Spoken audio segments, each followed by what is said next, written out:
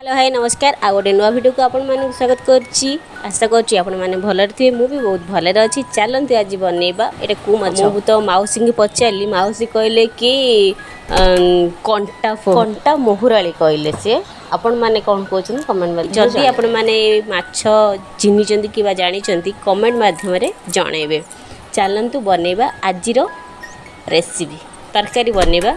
तरकारी पूर्व भल भाव धोईदेली ये मछटा मत बहुत भल लगे आधे कंटा तो पिठी रे खाली कंटा थाए तो यहाँ बहुत भल लगे मत भजा भल लगे तापरे तरकारी कले भी भल लगे से बाटण बाटिदेली बाटण हूँ सोरिष अदा रसुण पियाज ए सब बाटिदेली गोटे पेस्ट बाटिदेली तापर आलू किसी भाजीदेली मसला भाजी सरला पियाज किसी पकईदेली टिके लंका गुंड हल्दी गुंड पकई पानी देदेली तापर देखो टमाटोटा पकईदेली टमाटोटा जरिवा पर्यंत छाड़ीदबा किसी समय जरला पर्यंत बाटनटा छाड़ीदबा बाटन छाड़ला अल्प एमती गोले गाले दे किसी समय छाड़ीदबा तापर लुण पकईदबा लुण पकई सारापर आलू पकईदेली आलू पकई सारा किसी समय पड़ेला पर मु लाइन पड़ेला भजा है देखो पकईदबा पानी देदेली ग्रेवीटा देखा जमी ना सुंदर लगुच आपण मैंने केम देखा भल लगुच ना कमेंट माध्यम जणेबे।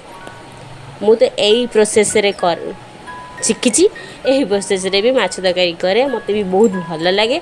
आपण मैंने केमती कौ प्रोसेस रे करती कमेंट माध्यम कहे जदि भूल थाए आधि देखिए तापर भी कमेंट माध्यम कहे मुझे जानीपरि ताको सुधारबी। देखंतु ग्रेवी हो गला लास्ट किछि गरम मसला पकेबी गरम मसला पकई सारा भल लगी थे लाइक शेयर सब्सक्राइब रहुची। जय जगन्नाथ।